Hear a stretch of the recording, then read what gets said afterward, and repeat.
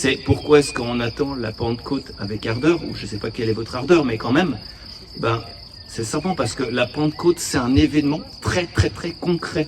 Vous savez, des fois, on est un peu là à dire oui, mais il n'y a rien de concret, c'est gazeux, ou c'est éthéré, ou je ne sais pas quoi, ou... c'est pas simplement intérieur, la Pentecôte, c'est-à-dire, bien sûr, ça part de l'intérieur, mais c'est pour dire que tout ce qui se fait, y compris les choses les plus concrètes du monde, elles se font dans un certain esprit. Et vraiment, pour faire le méga raccourci, si on veut agir dans un certain esprit, autant que ce soit dans l'Esprit Saint, le meilleur des esprits, non? C'est pour ça qu'en fait, la Pentecôte, ça bénit tout, en fait. Parce que vous voyez, par exemple, si je prends l'exemple de Jérémie, puisqu'il n'est pas là, je peux parler de lui, voilà, qui est en train de faire ce magnifique barbecue. Bonsoir, on parle de la Pentecôte, si jamais. Et donc... lui, il peut faire ce barbecue peut-être parce qu'il aime les compliments, puis parce qu'il a un peu de vanité en lui et tout ça. Voilà, j'en sais rien. Ou alors peut-être il le fait, il s'est levé ce matin en disant « J'aimerais régaler tous ces gens pour qu'ils vivent une Pentecôte vraiment incarnée » ou je sais pas très bien comment dire la chose, mais en tout cas pour servir quoi. Et en gros, le résultat du barbecue, il sera comment? Le même dans les deux cas. Sauf que l'esprit est entièrement différent. Bon, l'exemple est complètement pourri, ça vous avez compris. Mais c'est pour dire que tu peux faire la même chose dans deux esprits totalement différents. Et c'est pour ça que nous invoquons l'Esprit Saint. C'est aussi simple que ça, ok? Donc le titre de l'enseignement, c'est « Réveille ta confirmation ». Est-ce qu'il y en a qui n'ont pas été confirmés? Encore? Ouh là là, dis donc, oui c'est ça. Il y en a qui sont en attente là-bas. Oui, je vois la colombe planer. Bon, on va prier pour vous. Mais en attendant, nous, on a besoin de réveiller notre confirmation. Je ne sais pas si vous vous souvenez de la vôtre. Moi, c'était il y a 34 ans. Et d'ailleurs, oui, j'ai plus que 34 ans. Tout le monde me pose la question. Donc voilà, passons. Voilà. Donc, réveille ta confirmation. Oui. Pourquoi? Écoutez, par exemple, je vous donne cet exemple. Vous savez, quand j'ai été ordonné prêtre, il y a 8 ans, le jour avant, Nicolas Butet, il me prend à part et il dit, écoute, demain, tu vas être ordonné prêtre. Mais tu mettras 50 ans à comprendre le truc qui t'est tombé sur la tête ce jour-là. En fait, c'est vraiment, je peux témoigner déjà que c'est très vrai. Et puis, pour la confirmation, c'est évidemment la même chose. C'est-à-dire que la confirmation qu'on a tous reçue, ou presque tous, c'est pas juste une espèce de case cochée dans une espèce de cursus honorum catholique. C'est plutôt le début des actes des apôtres en nous. Le début des actes des apôtres en nous. Parce que vous savez que les actes des apôtres, ça commence par l'accueil de l'Esprit Saint, ok? Ok. Et ça continue par l'accueil de l'Esprit Saint, ok? Et donc, ça finit par... Non, ça se finit jamais. En fait, voilà, c'est simple que ça. Mais vous voyez, c'est pour dire que les actes des apôtres, c'est pas un livre. Nous sommes dans les actes des apôtres.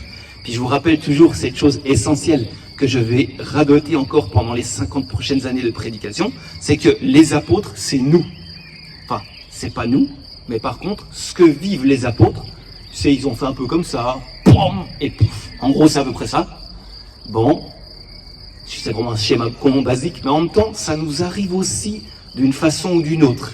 Et donc, quand quelque chose est fait par Dieu dans les apôtres, c'est quelque chose que Dieu veut aussi faire en nous. C'est pour ça que l'évangile existe. Il est vivant. Elle est vivante, la parole de Dieu. Ou alors, on pourrait le verbaliser ainsi, vous savez, Saint Séraphime de Sarov, quelqu'un connaît sa fameuse citation, c'est la vie chrétienne consiste en ceci, 2 points, l'acquisition de l'Esprit Saint. C'est aussi simple que ça. Bon. Ou alors, on pourrait dire que tout l'évangile, exactement tout ce qui est arrivé dans les 89 chapitres de l'évangile, vous savez qu'il y avait 89 chapitres à l'évangile, c'est tout simplement Jésus qui travaillait dans les apôtres afin qu'ils soient prêts à accueillir l'Esprit Saint. Et puis on peut dire même encore mieux, toute la vie que Dieu dispose en nous, autour de nous, toutes nos circonstances, tout ce qui est arrivé, les 89 chapitres de notre vie, c'est afin que nous soyons mûrs, que nous soyons prêts à recevoir l'Esprit Saint, selon notre modalité simplement. Et ce sera toujours nouveau. Si vous voyez là, franchement, c'est vraiment une joie de voir vos visages, parce que c'est trop fou de se dire qu'on est tous différents, et puis l'Esprit Saint, quand il arrive, en fait, ça fait chez chacun différent, c'est génial. Vous connaissez le principe de saint Thomas d'Aquin, selon lequel quid recipitur ad modum recipientis recipitur. Alors excusez-moi, mais ça fait trop bien en latin, franchement. C'est pour dire que tout ce qui est reçu, y compris l'Esprit Saint, est reçu à la manière de celui qui reçoit. pas à la manière, c'est-à-dire l'Esprit Saint va pas forcer pour qu'il y ait le sceau de l'Esprit Saint comme il le pense, c'est-à-dire il vient, mais tu le reçois selon qui tu es, c'est génial quand même. Enfin, merci Seigneur. Bon, et tout ça pour dire que, vous savez, hein, pour accueillir l'Esprit Saint, vraiment en étant mais cash et simple, il n'y a qu'une seule difficulté, cette difficulté ne réside pas en Dieu, parce que Dieu n'est pas compliqué à recevoir. Dieu est tellement simple et nous sommes tellement compliqués. Et quel genre de complications sommes-nous? Celles qui consistent, pour toutes sortes de raisons, je ne sais pas moi, se méfier de la nouveauté. Vous savez, de la nouveauté radicale, pas les petites nouveautés, hein. Pas le fait que... Non, on s'en fout de l'actualité. La nouveauté radicale, que Dieu va transformer ta vie. C'est-à-dire, des fois, nous, je sais pas, on pourrait dire bêtement un peu une rapide division, il y a des peurs, et puis il y a de l'orgueil. Et puis en fait, bien sûr, la peur, souvent, on se reconnaît un peu dans la peur, on comprend que c'est difficile de se laisser surprendre, de se laisser déplacer. Justement, tout à l'heure, il y avait quelqu'un qui témoignait, je sais plus comment c'était, mais tout ce que tu voudras, Esprit Saint, moi, ça me fait peur. Oui, c'est normal, c'est une bonne peur, parce que la nouveauté radicale, voilà, ça fait quelque chose. Par contre, bien souvent, on ne se reconnaît pas tellement dans l'orgueil. Alors, est-ce que, je sais pas, est-ce que ça vous dérange pas qu'on déprime juste 3 minutes sur l'orgueil, et après on passe au don de l'Esprit Saint, ou bien est-ce que vous en savez assez sur votre orgueil? Vous en savez pas assez? Ok, alors moi aussi. Bon, c'est génial, on est en famille. Alors, bon, quand je parle d'orgueil, je parle pas du tout de l'esprit qui anime, vous savez, le roitelet du quartier. Vous voyez un peu le roitelet du quartier? C'est un peu, je sais pas trop bien, un peu le gars qui est, j'assure ma vie, quoi, tu vois, un peu...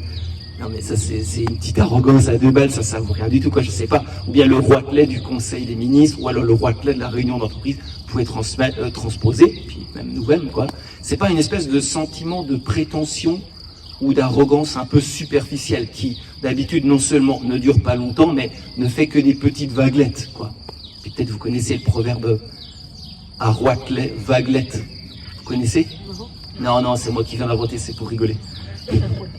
Bon, tout ça pour dire, j'entendrais plutôt par orgueil une espèce d'attitude qui se loge très au fond de nous. Ça, c'est ça le truc, très au fond de nous, et dans laquelle Dieu est clairement numéro 2.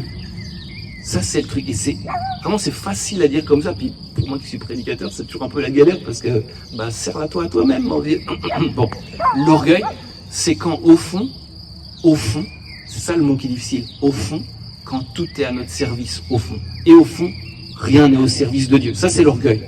Puis très, très, très souvent, cette position intérieure, elle n'est pas du tout explicite. Elle se manifeste pas du tout comme le roitelet du quartier, tu sais, qui a sa petite attitude. Non, mais l'orgueil, des fois, des gens très humbles.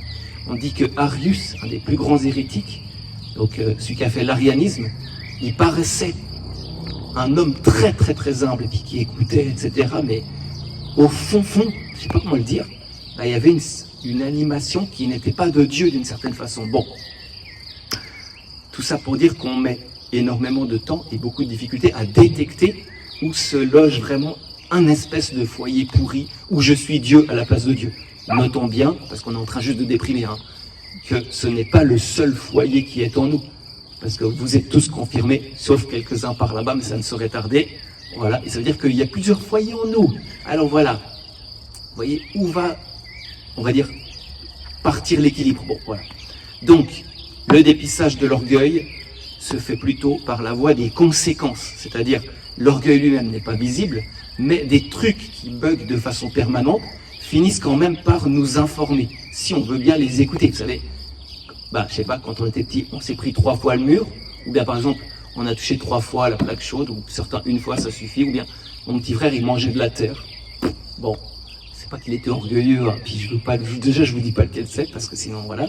Mais tout ça pour dire que voilà, après un moment on apprend, mais des fois aussi avec l'orgueil c'est dur, puis on répète toujours un peu les mêmes mécanismes aussi relationnels, ou bien un peu, je sais pas, des situations qui étonnamment se reproduisent. Ou alors par exemple, on a une présomption sur un certain sujet, puis après, ensuite, on a le désespoir sur le même sujet. Puis ça, justement, c'est un peu des espèces de trucs où, oui, parce que tu as compté sur ta force avant de compter radicalement sur Dieu, ou bien parfois même des apparences de vertu, des retenues, ça peut aussi cacher, ou bien l'impossibilité ou la peur panique de se tromper. Bon, c'est une peur bien normale de ne pas vouloir se tromper, mais Quoi? Il y a un esprit au fond. Qu'est-ce que c'est? Histoire à suivre. Voilà. On dit des religieuses de Port-Royal, donc les jansénistes, qu'elles étaient pures comme des anges. Ça veut dire qu'elles étaient mais nettes, propres et traditionnelles, mais orgueilleuses comme des démons. Et vous voyez, l'esprit de la vertu lui-même, eh ben, ça peut aussi, on va dire, être avarié. Vous savez qu'il y a un des vices capitaux qui sont un de mes préférés, c'est la vaine gloire. Et puis on dit que la vaine gloire, en fait, le gros problème de la vaine gloire, c'est que le type qui a ce défaut-là, en lui, eh bien, il pratique la vertu très souvent. Mais c'est pour lui, au fond, c'est pour se faire voir, c'est pour machin.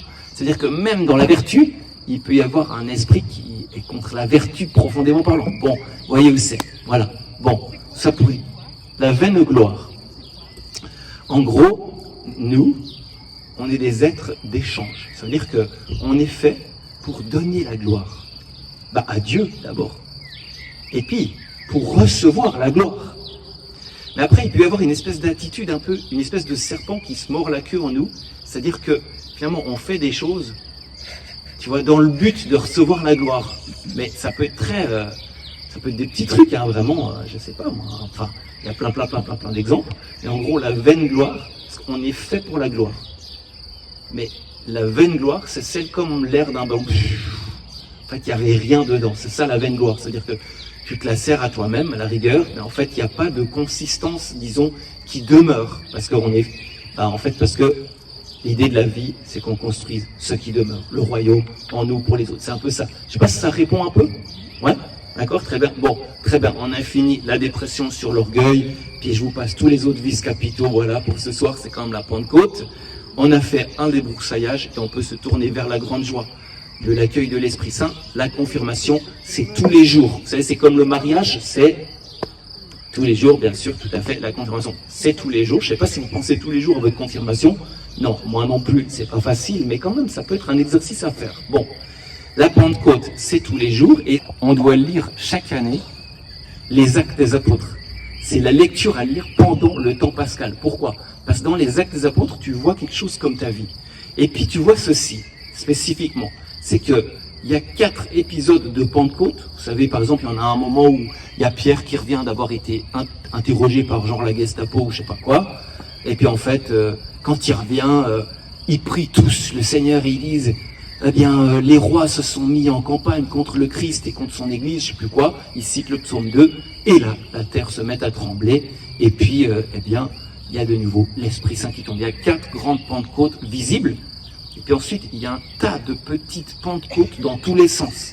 Tout est animé. Par exemple, dans l'agir de Pierre et de Paul, qui sont un peu, on va dire, en guillemets, les 2 héros spécifiques des Actes des Apôtres, eh ben, on voit qu'ils vivent des trucs. Par exemple, à un moment, Pierre, vous savez, il y a cette histoire de tenture qui tombe du ciel, et où il voit tous les animaux de la terre, et il comprend que tous les animaux sont purs, qu'il peut les immoler, que tout peut être rendu pur par le fait qu'on le donne à Dieu. Et en fait, c'est un grand pas dans sa vie. C'est une Pentecôte dans sa vie. Voilà. Et donc, pour continuer, eh ben, nous, chaque jour, il peut y avoir des Pentecôtes, même si bien sûr, elles sont pas, on va dire, il n'y a pas une espèce de nuée comme ce soir qui nous enveloppe avec une odeur céleste. C'est pas toujours comme ça, quoi. Il est là, Jérémie, ou pas? Parce qu'avec tout ce que je parle de lui, là, vraiment, bon, tout ça pour dire. Donc, revenons à notre sujet. Lorsque Dieu fait cette grâce de donner l'Esprit Saint, eh bien, il l'annonce dans l'Ancien Testament et d'une façon assez, disons, élégante. Et il nous fait sentir la chose suivante, c'est que quand l'Esprit vient en nous, c'est la présence de Dieu qui emplit toute notre vie, qui emplit toute chose, c'est une plénitude de sens et de bonté qui est donnée. Mais, justement, c'est ça le point, c'est que cette plénitude, elle est donnée pas comme une espèce de tohu-bohu, comme une espèce d'émotion ou bien une expression un peu diffuse de la gloire, je sais pas. C'est plutôt le don de Dieu qui vient éclairer, qui vient structurer, qui vient faire grandir, et ça, de cette manière. Cette manière. Ce sont les 7 dons de l'Esprit Saint. Et donc, ces 7 dons de l'Esprit Saint, c'est pas autre chose que Dieu qui vient en nous, en gros. Mais ce que j'essaye de dire, vous allez voir, on va les faire tous les 7, puis ça fait vraiment du bien, parce que tu vois comment le Seigneur vraiment t'ouvre, voilà quelque chose comme ça, exactement. Donc, les dons de l'Esprit Saint, Est-ce que vous savez la différence entre les dons de l'Esprit Saint et les vertus? Ça vous dit quelque chose, cette distinction un peu? Pas vraiment, bon, je dis vite fait un tout petit mot. En gros, les vertus, à la fois c'est donné par Dieu, puis à la fois tu le travailles chaque jour. Par exemple, la vertu de charité, ben voilà, chaque jour, tu as des circonstances, tu peux les vivre avec charité, puis en même temps, c'est une grâce que tu reçois de Dieu. Par contre, les dons, c'est moins côté ordinaire, c'est plus côté spécial, c'est plus côté une grâce sur un moment, où tu reçois quelque chose de spécial, parce que les vertus, ben, tu les reçois dans les grâces habituelles, ça veut dire, ben, tu peux recevoir la vivification de Dieu toujours, quoi. En gros, c'est Nazareth. Les dons du Saint-Esprit, ce serait plutôt type Pentecôte. Ça vous parle comme distinction? Ok. Donc, bah oui, c'est ça j'ai déjà dit, il n'y a pas besoin de rajouter. Les dons du Saint-Esprit sont une seule présence qui a 7 goûts différents, 7 actions différentes. Et, vous savez, la liste de ces dons, c'est dans le prophète Isaïe. Ça vous rappelle quelque chose? En gros, ça annonce Jésus. Un rameau, c'est magnifique, quoi. Ça, j'aime bien, moi, c'est de la poésie. Un rameau. Pourquoi tu parles de Jésus en disant un rameau? C'est génial. Un rameau sortira de la souche. Tu vois, une souche, là. Attends, une souche. Vous avez vu le rameau, là-bas? Oh, purée. Il y a un rameau qui sort de la souche de Jessé. Bon. Père de David, un rejeton jaillira de ses racines. Sur lui reposera l'Esprit du Seigneur. Et maintenant, l'Esprit du Seigneur va être détaillé. Esprit de sagesse et d'intelligence. Esprit de conseil et de force. Esprit de connaissance et de piété, et il lui inspirera la crainte du Seigneur. Voilà, on a notre liste, c'est donc, je dirais, bon, ça c'est un peu, je vous dis un peu ça comme ça, quoi. C'est qu'ils sont donnés simultanément ou séparément. Non, bien sûr, ils sont donnés tous ensemble, mais disons, certains saints, par exemple, nous donnent une image plus précise de tel don ou de tel autre don. D'autres, ils nous étonnent par la plénitude de l'envahissement de l'esprit. Par exemple, Saint François de Sales, une espèce de saint très très complet, comme ça, c'est magnifique. C'est selon le plan de Dieu. Et donc, et même ça je me permets de dire, quand je vois une fois encore les visages des uns et des autres, ben, on peut voir que Dieu a gratifié tel ou tel de façon plus forte de tel don du Saint-Esprit. Et ça, par exemple, on pourra en parler au pique-nique. Voilà. Donc, Isaïe, il a proclamé ces 7 dons, comme je vous ai dit la liste là, au sujet de Jésus. Et on peut voir Jésus comme une plénitude de ces 7 dons. Et, en même temps, on peut se réjouir, bien sûr, que Jésus, vous savez, il souffle sur nous, ce sera l'évangile de demain, recevez l'Esprit Saint. Il nous partage le même esprit. Non mais ça, on ne s'en rend pas assez compte, c'est trop. En un certain sens, nous devenons Christ. On devient des oints du Seigneur. Vous comprenez? Ceux qui ont l'onction du Seigneur. Cette même onction de Jésus est aussi sur nous. Et il y a une progression qui se manifeste dans la liste des 7 dons. Vous savez que ça commence par la sagesse et ça finit par la crainte de Dieu, mais, dit le psaume, la crainte du Seigneur est le commencement de la sagesse. Ça veut dire que tu vois qu'en fait c'est retourné. La sagesse, c'est le sommet de la progression, mais donc bien sûr Isaïe, il nous le dit dans l'ordre de Jésus, parce que Jésus est déjà plénitude. Par contre, nous, on va avancer péniblement et il faut entrer par la porte d'entrée qui est la crainte. Ok? La crainte. Alors c'est quoi cette crainte? Sur votre résumé, c'est le premier point, le don de crainte. Attention, déjà, c'est pas la peur, parce que nous n'avons pas reçu un esprit de peur. Et ça, je dis franchement, si tout le monde pouvait vivre simplement la crainte de Dieu à la place de vivre la peur, ça serait vraiment déjà absolument ineffable, quoi. Le don de crainte de Dieu, comme j'avais écrit, je crois, sur le résumé, je ne sais plus trop ce que j'ai mis, eh bien, c'est une question de taille, entre guillemets. C'est-à-dire, c'est de voir, je dis voir, mais c'est voir la sainteté sans mesure de Dieu. Justement, c'est ce mot sans mesure qui est important. C'est-à-dire, vous voyez, en gros, ou bien non, je commence par l'autre côté. C'est de dire, par exemple, nous, l'orgueil, en nous, ça nous fait voir des trucs grands, mais qui sont en fait pas si grands. Ou bien ça nous fait voir, par exemple, le succès que j'ai au boulot, je sais pas quoi. Bon, c'est important, mais c'est pas... Mais ça te fait voir que c'est tout, que c'est vraiment le truc de ta vie, machin. Ça, justement, c'est l'orgueil qui fausse, on va dire, la règle, vous voyez, la règle de l'œil, quoi, ou bien le double mètre qu'il y a dans notre vie. C'est-à-dire que Dieu, quand il te fait voir sa sainteté, sa majesté incommensurable, son immensité, immensité en latin, ça veut dire sans mesure, immens, sans mesure, eh bien, justement, tu vois plus juste les tailles, en fait, des choses. Tu fais plus, on va dire comment est-ce qu'on pourrait dire ça, tu fais plus une panique totale sur des trucs qui ne sont que partiels, même s'il y a des vraies choses. Mais voilà, ça pour dire que ça met à la bonne grandeur. C'est pas une crainte qui est servile, c'est plutôt une vérité qui est greffée en toi, de sorte que les sentiments les plus délicats vis-à-vis de Dieu sont développés. Dieu te donne de voir un peu l'infini pour te permettre de mesurer juste. Voilà. Ok, voilà, tout à fait. Ah oui, je vais citer une phrase de Blaise Pascal que j'aime beaucoup. C'est « Vu de l'infini, tous les finis sont égaux ». Ça, c'est vraiment génial comme phrase.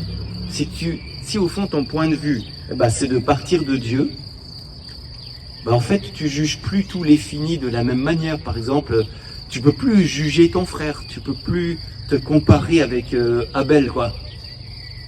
Parce que, en fait, vu de l'infini, tout est, on va dire, contemplable. Et donc, comme on dit, vous savez, c'est qui compare ne contemple plus, mais qui contemple ne compare plus. Ça fait du bien, non? Puis ça donne une onction dans la vie. Et puis ça, justement, c'est la question de la crainte de Dieu. C'est-à-dire si tu as toujours en toi un sens de la majesté de Dieu, infini, de sa bonté, ça te calme, d'accord? Bon. J'avais plein de citations, tout ça, bon, ouais. Voilà, le don de crainte abaisse tes hauteurs. Comme tu vois Dieu, tu te vois juste, tu vois les autres justes, et même les choses, tu les vois à leur juste valeur. Ah oui, un dernier commentaire sur Sainte Thérèse de l'Enfant Jésus. Vous savez, tout est petit chez Sainte Thérèse de l'Enfant Jésus, puis il faut se faire petit, comme Dieu s'est fait petit enfant, machin, super, très bien. Sauf que tu peux recevoir ces paroles justes que si déjà tu as reçu le don de crainte, c'est-à-dire connaissant l'immensité de Dieu, en fait, tu peux te réjouir qu'il se soit fait petit enfant de façon juste. Sinon, tu auras à la rigueur une foi qui sera toujours un petit peu pusillanime ou je sais pas très bien comment dire la chose. Vous voyez un peu la chose? C'est un grand mouvement, c'est-à-dire que faut que tu aies la crainte de Dieu en toi pour recevoir juste combien, en fait, le fait que Dieu se fasse petit enfant est grand. Vous voyez un peu? C'est ça que j'essaie de dire. Bon, voilà, passons. Tout ça pour dire, on passe au deuxième don, le don de piété filiale. Alors là, c'est plus directement une question de taille, c'est une question plutôt de chaleur envers Dieu, de chaleur amoureuse. C'est question d'être doucement enivré par Dieu et par sa bonté infinie. D'ailleurs, si vous voulez savoir dans la liste, moi c'est mon hit cette fois-ci. Je demande au Seigneur le don de piété. N'oubliez pas de faire votre choix. La Pentecôte, c'est du sérieux, c'est aujourd'hui. Bon. Ce don de l'Esprit Saint, le don de piété, combat en nous non plus l'orgueil, comme le faisait le don de crainte, mais l'égoïsme. C'est-à-dire que l'orgueil, il ramène tout à sa propre mesure, comme je disais un peu, mais l'égoïsme, il rend froid pour Dieu, indifférent à servir sa gloire, puisque bien sûr, tu sers ta gloire ou tu sers tes intérêts. C'est un peu des vases communicants. Bon. Le don de piété rend l'âme sensible à tout ce qui touche l'honneur et la gloire de Dieu. C'est ce qui met une onction dans tous les désirs, qui donne l'envie de courir pour Dieu, d'aimer Dieu comme il n'a jamais été aimé. Et ça, vous voyez par exemple notre Saint François Jacquard là-bas, relisez ses écrits, c'est bourré de piété filiale envers Dieu. Ça veut dire que le type, il disait, mais Dieu, je sais pas comment vous dire le truc, mais Dieu, il a été courir au Vietnam, mais Dieu, c'est ça en fait, les missionnaires, c'est ça qui les anime, c'est vraiment magnifique, voilà. Et du coup, justement, les personnes qui reçoivent ce beau don, elles sont prêtes à la volonté de Dieu. Je ne sais pas si vous connaissez cette belle prière de Charles de Foucault. Vous savez, c'est la prière d'abandon. Mon Père, je m'abandonne à toi. C'est pas genre, Père, t'as gagné, ok. Non mais c'est pas, tu l'aimes tellement. Tu l'aimes tellement. C'est ça. Je sais pas comment dire la chose. Ou bien par exemple, le Notre Père. Vous savez qu'on peut pas dire le Notre Père sans amour, c'est impossible. Parce que dire que ta volonté soit faite, non. Je sais pas, pour ceux qui sont mariés, c'est impossible. Soit tu l'aimes tellement que tu vis avec elle, soit non, tu peux pas dire que ta volonté aussi soit faite. Non, c'est pas possible. Et franchement, Notre Père, c'est une prière très très très explosive. Tu peux pas la vivre sans la piété filiale, ok? Ce don s'oppose à tout rationalisme. Le rationalisme, moi je le définis comme le cancer de la raison, c'est-à-dire une espèce d'enflure, d'excroissance sur la raison. La raison qui devient Dieu, voilà, tout ça.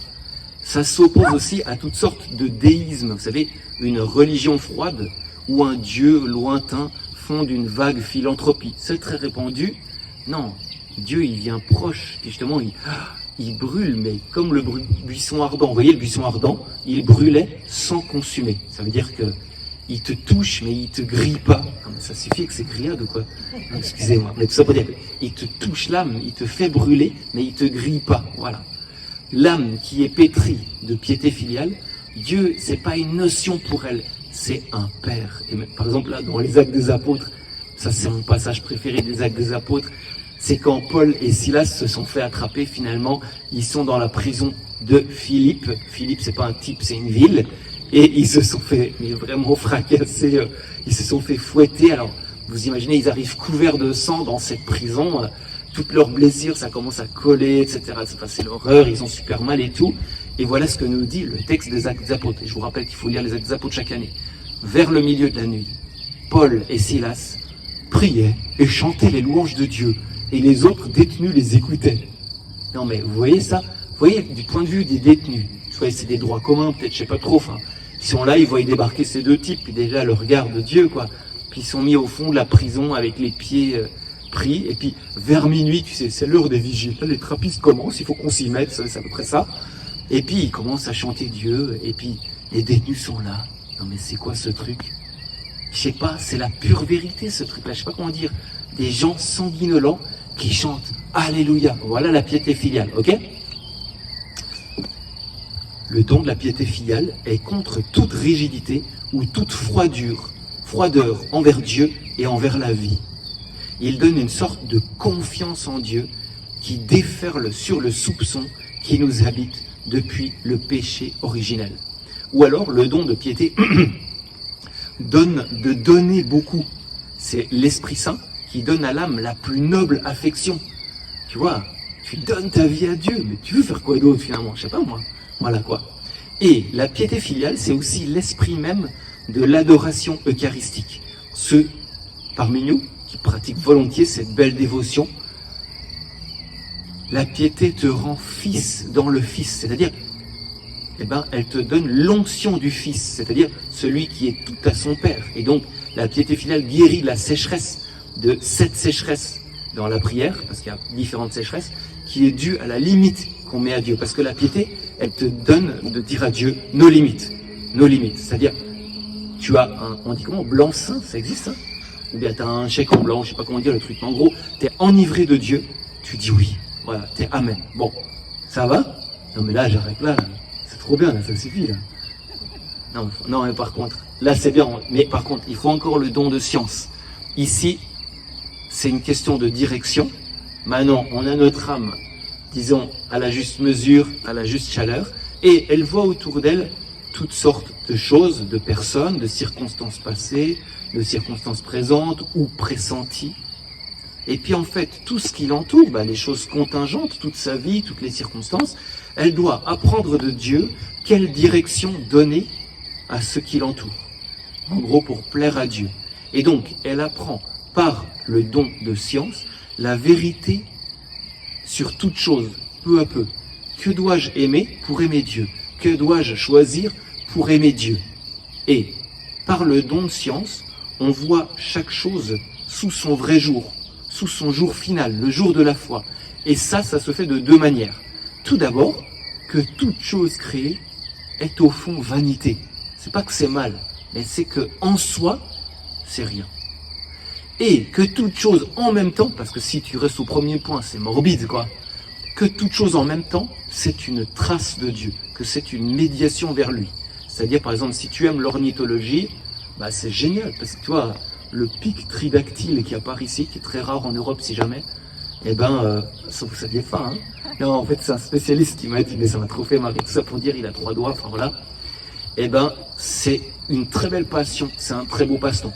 Sauf que si ça devient ton idéologie et que tout est ornithologie, pour tes amis, pour toi, pour tes pensées, pour tes rêves, tout ça, il y a quelque chose à, voilà, tout est vanité quand même, voilà, non, tout n'est pas vanité, mais tout est trace de Dieu. Enfin, vous comprenez un peu le cercle de la chose. C'est-à-dire que le don de science te dit ce que Dieu se propose de faire à travers la création étant une médiation, ok? On comprend alors la médiation des êtres pour aller vers Dieu. On sent la finalité profonde de toute chose, ok? Alors, avec ça, ce n'est pas encore assez. On a encore besoin du don de force.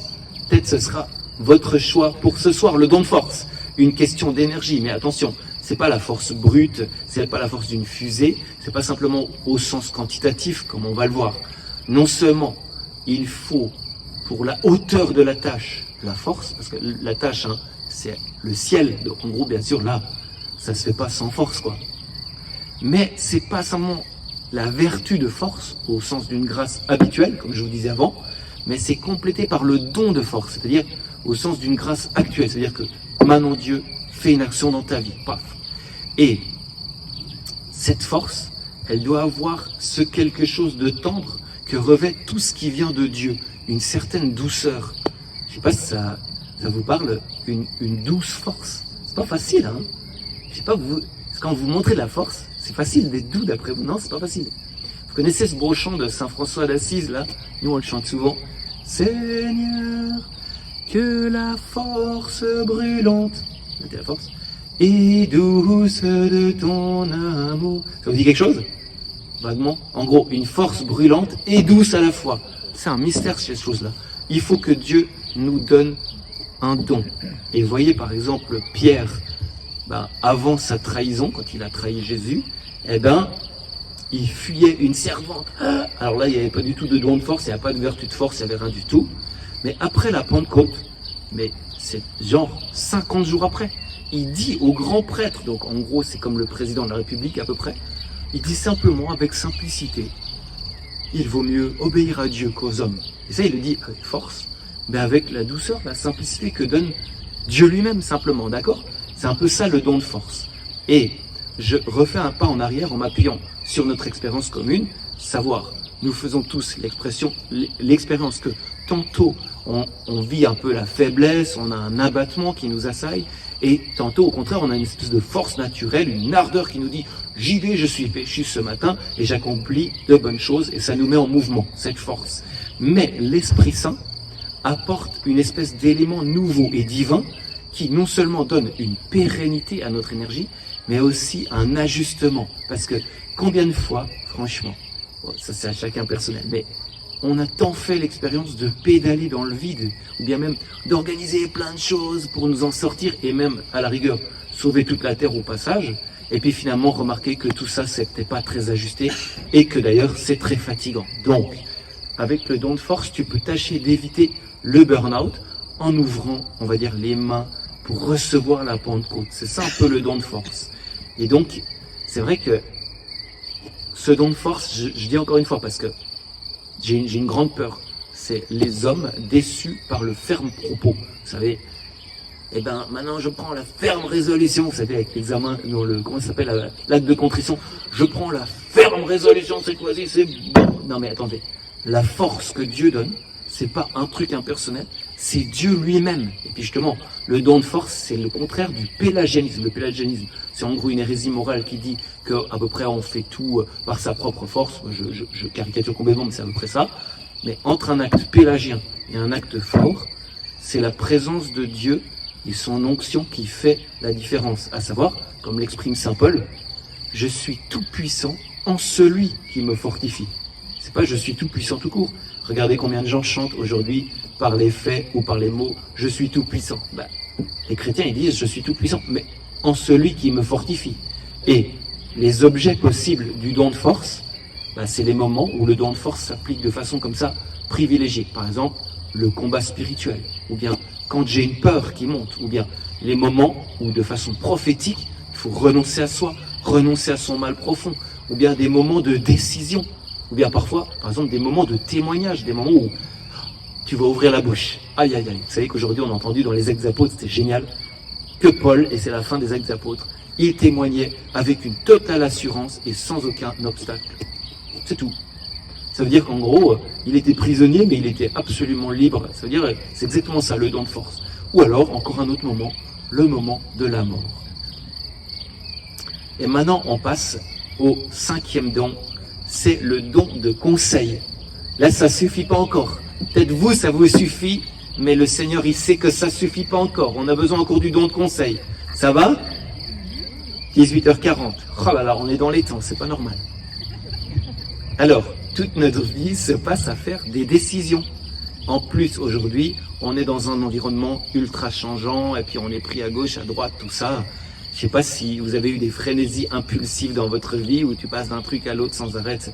C'est pas facile, hein, mais on doit faire appel chaque jour à notre conscience morale. Vous savez, la conscience morale, c'est très difficile à définir, mais en gros, c'est la voix de Dieu qui parle en nous, puis qui il nous fait sentir ça, c'est bien, fais-le. Ou c'est un ressenti profond, on pourrait dire. C'est pas un ressenti superficiel. Bon, je le dis très mal, mais voilà.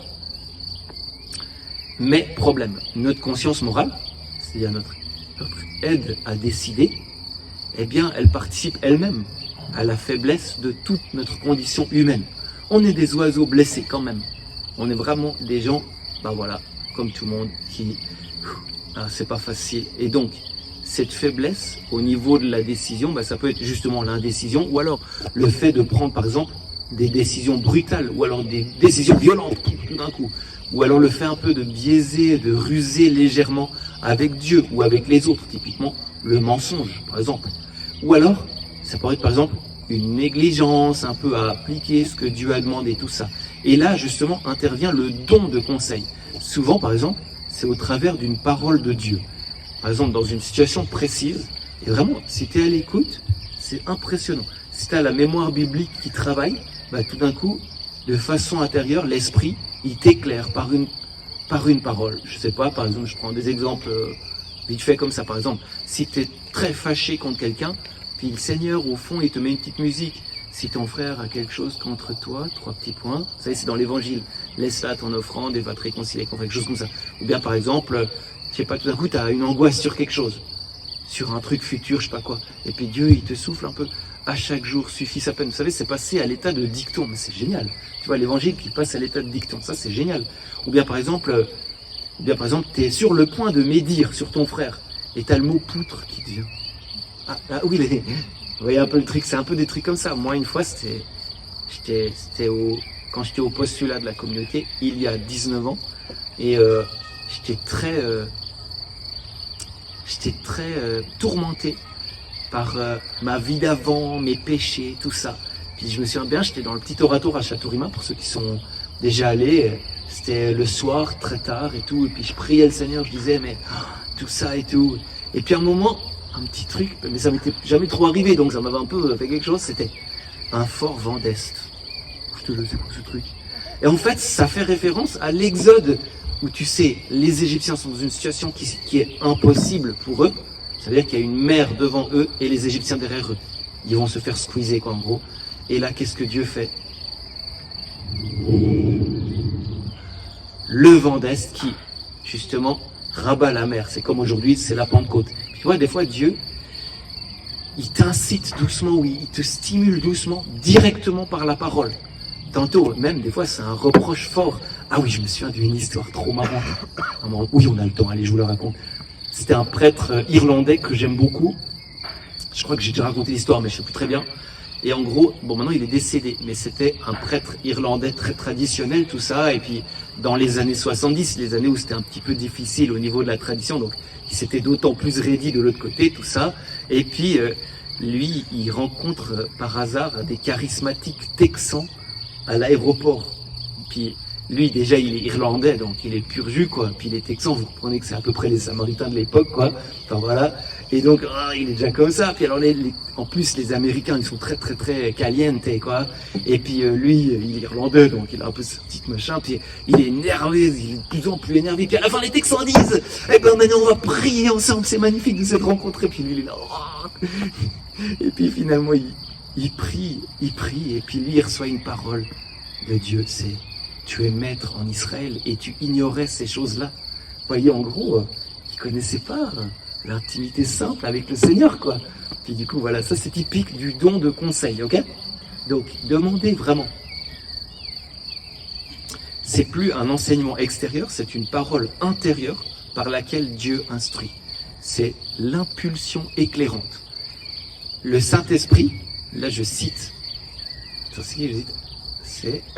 c'est Ambroise Gardeil, un très beau dominicain qui a vraiment fait un livre sur les dons du Saint-Esprit, mais c'est génial. Le Saint-Esprit double les lumières de notre conscience par ses inspirations. C'est-à-dire, il y a déjà notre conscience. On a une belle humanité quand même. Mais le Saint-Esprit, il donne quand même des fois des... Voilà, il faut se laisser impressionner par ses impressions. Ensuite, est-ce que vous voulez encore plus de dons du Saint-Esprit ou est-ce qu'on arrête à 5? Non, le Seigneur a dit 7. Ça suffit maintenant, on essaie des catholiques, s'il vous plaît. Le don d'intelligence, c'est une question de profondeur. C'est-à-dire, vous vous souvenez que le don de science, c'était plutôt, on va dire, grâce à Dieu, le juste lien aux choses créées. Vous vous souvenez de ça? À la fois vanité et médiation. Mais les deux ensemble, hein, pas l'un sans l'autre, parce que sinon c'est la catastrophe. Mais, ici, le don d'intelligence, ça s'applique à ce qui est de la révélation et la doctrine de l'Église. Par exemple, le fait que Dieu est Trinité, le fait que l'Église est une, sainte, catholique, machin chose, etc. Des trucs un peu de ce style-là. Là, le don d'intelligence s'applique parce que ces choses de Dieu sont ineffables, mais elles sont bien souvent traduites bien dans nos pauvres concepts humains. Par exemple, vous lisez, je sais pas moi, Jean-Paul II ou je sais pas quoi. Enfin, pour ceux qui ont déjà essayé, ça fait à peu près les mêmes bruits que fait le chien là quand vous lisez ça, parce que vraiment c'est impossible à lire ce truc. Bon voilà. Et tout ça pour dire que non seulement on reçoit la doctrine de l'Église, mais en plus on les reçoit à notre manière, comme je vous ai dit tout à l'heure en latin là. Donc en gros, ça veut dire que entre ce que Dieu lui-même est et ce qui finit par rentrer dans notre pauvre cœur ou dans notre pauvre intelligence, il y a un gap quoi. Donc, ce don d'intelligence qui est donné, c'est le sens du divin. L'Esprit Saint communique à ceux qui ne font qu'un seul esprit avec lui par l'amour, eh bien, une participation à sa propre intelligence des choses divines. C'est une sorte de nouvelle lumière sur la révélation ou sur une partie de la révélation. Par exemple, genre la parole que vous avez entendue toute votre life depuis que vous êtes petit à l'église, et puis un jour, ça s'ouvre totalement, vous êtes là, mais c'est incroyable comme c'est profond, j'y vois l'archétype de la vie avec Dieu, ou je sais pas comment dire le truc. En tout cas, des fois on a des immenses ouvertures comme ça. Je me souviens d'une histoire d'une fille, c'est incroyable. Elle était un peu, disons, je sais pas comment dire, pas profiteuse ou jouisseuse, ou un peu genre, voilà, dans ma vie je kiffe quoi. En gros c'était à peu près ça sa vie. Et puis elle avait accepté de faire un pèlerinage justement en Chine sur les traces d'un bienheureux Suisse. Et puis donc c'était semi-trekking, semi-pèlerinage. Et donc dans un trekking, au sommet d'une montagne, elle m'a raconté ça de vive voix. Mais en plus, les montagnes là-bas, moi j'y étais aussi, c'était 4800 mètres, un truc comme ça. Donc, et il y a encore, c'est comme ici, c'est impressionnant vraiment, la végétation à 4800 mètres, c'est fou. Et tout ça pour dire que là, elle a une révélation sur l'Église et sur toute la doctrine de l'Église, tout d'un coup, c'est incroyable quoi. Comment c'est là où Dieu l'attendait, c'est trop fou quoi. Bon, tout ça pour dire. Puis que des fois, nous on lit des choses sur la parole ou sur la révélation ou même des points de doctrine de la morale. Vous savez que personne n'aime la morale parce que la morale, c'est un carcan, ça te, enfin je sais pas comment dire, mais tout ça pour dire que ça te met des limites. Puis un jour tu découvres, on va dire, la résurrection qui est l'idée de la morale.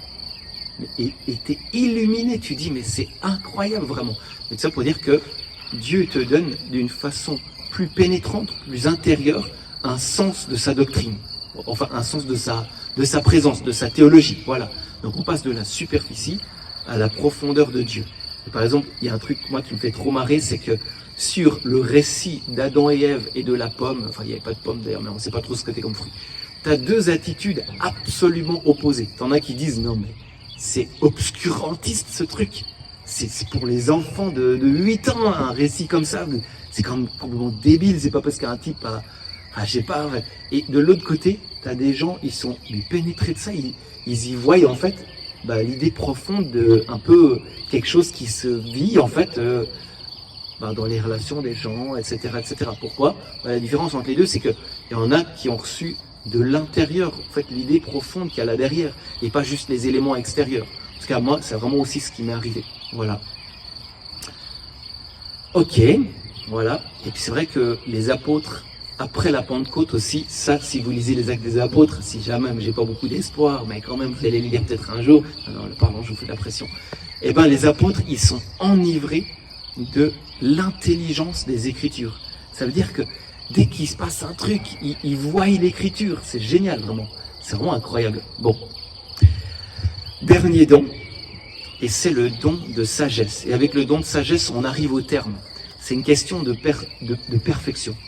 Et vous savez que, au fond, dans nos vies, on a une soif terrible dans nos vies. Puis c'est d'ailleurs, bien souvent, tout ce qui se fait, on va dire, de mal ou d'exacerbé ou d'outrancier, tout ça, bien souvent c'est lié au fond à une soif d'absolu. Mais il n'y a qu'un seul infini, et cet absolu, cet infini, il a une personnalité, pas une personnalité, parce que sinon ça va être trop psychologique, mais c'est quelqu'un, c'est un tu. Puis on est fait pour l'infini, et même notre foi, notre charité ici-bas, elle reste finie. Et on va dire que ça fait dans le cœur une espèce de tension. Je ne sais pas si des fois vous êtes un peu étonné dans votre vie, tu es toujours un peu en tension. Quelque part, il y a quelque chose d'assez normal là derrière, parce qu'on est fait pour l'infini. Et puis, je ne sais pas comment dire, mais on sent que même ce qu'on veut donner de grand, même à Dieu ou quoi, c'est jamais assez, je ne sais pas comment. Et donc, quelquefois, Dieu donne une espèce d'inspiration, de sagesse, comme une espèce de ray de la vision céleste. C'est une infusion directe au cœur, et ça, c'est reçu de façon purement expérimentale. Tu connais l'infini de Dieu, une source de pressentiment intense du tout de Dieu, du tout de Dieu. Par exemple, je sais pas, il y a une histoire célèbre, donc un grand cardinal suisse, le cardinal Charles Journet, qui était un grand théologien. C'est lui qui a influencé tout le Concile Vatican II par sa vision sur l'Église, sa théologie de l'Église. Et lui, il y a des étudiants qui ont raconté, puis moi j'ai connu un de ces étudiants qui m'a raconté la chose de vive voix, qu'un jour, il arrive au cours de théologie dogmatique. Et il commence comme ça, avec sa petite voix. Je sais parce qu'on a écouté des cassettes de lui, en fait, il parlait comme ça. Bon. Et il commence comme ça, il dit, la Trinité, imaginez-vous un océan de lumière et d'amour. Il commence comme ça, il part en larmes. Il n'arrive plus à se il essaye de rentrer les larmes, tout ça, pour continuer, ma foi, le cours de dogmatique, quand même, il est payé pour et tout. Il n'y a rien à faire, il n'arrive pas à se reprendre, et il part. Et du coup, les étudiants vont tous ensemble à la chapelle, et puis ils vont prier à la place du cours de dogmatique, ce qui est plutôt logique dans un cours de dogmatique, quoi. Mais ça pour dire que là, typique, une infusion du don de sagesse où je sais pas comment dire, mais il a une sorte de pressentiment de Dieu. Bon voilà, c'est un peu quelque chose comme ça. C'est un petit tour que le Seigneur lui a joué. Voilà, puis ça nous édifie aussi. Tout ça pour dire que ce don, cette infusion de sagesse, elle t'amène à une adoration sans mots devant l'excès de Dieu, devant l'excès de Dieu. C'est vraiment une participation à la vision que l'Esprit Saint a de Dieu lui-même. Et si par exemple, je sais pas, je vous donne des propositions. Dans la prière, tu es sur une ligne de l'évangile et que le don d'intelligence t'est donné pour la pénétrer. Et tout à coup, dans la suite de ce don, tu éprouves une sorte de besoin de t'abîmer dans l'adoration. Et les mots de l'écriture passent au second plan, même les concepts disparaissent du champ et l'intelligence s'agenouille. Tu deviens amen, vous voyez, tu deviens, on va dire, tu deviens oui, quoi. Ton intelligence, tous tes actes témoignent de la transcendance absolue de Dieu en cessant, en passant la main à Dieu seul. C'est quelque chose du style. Ça, par exemple, Thérèse d'Avila, elle raconte souvent des trucs comme ça. Bon, après, c'est magnifique. Mais tout ça pour dire que, théologiquement, c'est l'acte qui, ici-bas, est le plus apparenté à la vision divine. Mais ça ne dure pas ici-bas. Sauf que ça te fait désirer encore plus, parce que Dieu est un petit malin. C'est une action absolument gratuite de l'Esprit Saint. Et pourtant, ça profite on va dire, d'une purification. Tous les mystiques témoignent de ça. On va dire d'un renoncement à soi, de longue haleine, puis qui produisent, on va dire, une certaine docilité à Dieu. Voilà. Voilà, nous avons les 7 dons. J'espère que ça vous met en bouche pour la messe, bien sûr. Et j'aimerais juste encore préciser cette chose, c'est que ces dons sont vraiment faits pour nous et vraiment pour notre vie concrète. Parce que des fois, on a notre piété à droite et puis la vie à gauche, mais pitié. Non, piété, non, pitié. C'est que Dieu, il s'est fait chair. C'est-à-dire, pourquoi pas nous? Vous voyez, Dieu s'est incarné, pourquoi pas nous? C'est-à-dire que Dieu, il donne la Pentecôte, ça a fait marcher les apôtres, ça a fait parler les apôtres, ça les a fait agir. C'est-à-dire, ça te rend concret. Je sais pas comment dire la chose, quoi. Mais par pitié qu'on passe pas à côté. J'aimerais vous citer, comme conclusion, eh bien, une mystique qui s'appelle Conchita. C'est une grande mystique, vraiment, et puis très très étonnante comme personne. Et du coup, le Seigneur Jésus, il lui a parlé de l'Esprit Saint. Puis j'aimerais juste vous lire ce paragraphe qui est magnifique. Écoute ma fille, c'est Jésus qui parle. Il y a un trésor caché qui n'a pas encore été exploité, ni apprécié à sa juste valeur, c'est l'Esprit Saint. Par contre, je ne sais plus, et je sais peut-être un frère ou une sœur se souvient quand c'est Conchita, mais il me semble que c'est 1900. Ça vous rappelle quelque chose ou bien? Ouais. Justement parce que aussi il faut dire que le renouveau charismatique, ça a aussi commencé vers 1900. C'est ça qui est frappant, c'est pour ça que Jésus dit c'est un trésor qui n'a pas encore été exploité, l'Esprit Saint. Au ciel, sa mission est sa vie, son être même, son amour. Sur cette terre, sa mission consiste à ramener les âmes vers leur centre d'amour qui est Dieu. L'Esprit Saint peut nous donner tout ce dont nous avons besoin. Si l'on est triste, c'est que l'on ne fait pas appel au divin consolateur, à celui qui est la joie qui comble l'esprit. Si l'on est faible, c'est que l'on n'invoque pas assez celui qui est la force invincible. Si l'on commet des erreurs, c'est que l'on méprise celui qui est la lumière. Si l'on perd la foi, c'est par manque d'Esprit Saint. Le jour où le feu de l'Esprit Saint coulera dans les veines de chaque pasteur, de chaque prêtre, au plus intime d'eux-mêmes, les vertus théologales qui ont perdu leur force la retrouveront chez tous ceux qui servent au sein de mon Église. Alors la face du monde sera changée, car tous les maux MAUX qui l'affligent sont dus à l'éloignement de l'Esprit Saint, qui est l'unique remède. Seul l'Esprit peut redonner l'élan spirituel capable de relever mon Église de la prostration qui est la sienne. On est vraiment dans l'annonce de Vatican II, c'est vraiment incroyable. Et il conclut que l'on comprenne bien que jamais la croix, c'est-à-dire le salut, ne pourra régner si l'Esprit Saint ne prépare pas le terrain, lui d'abord. Vous voyez, pour annoncer, faut d'abord l'Esprit Saint. Amen.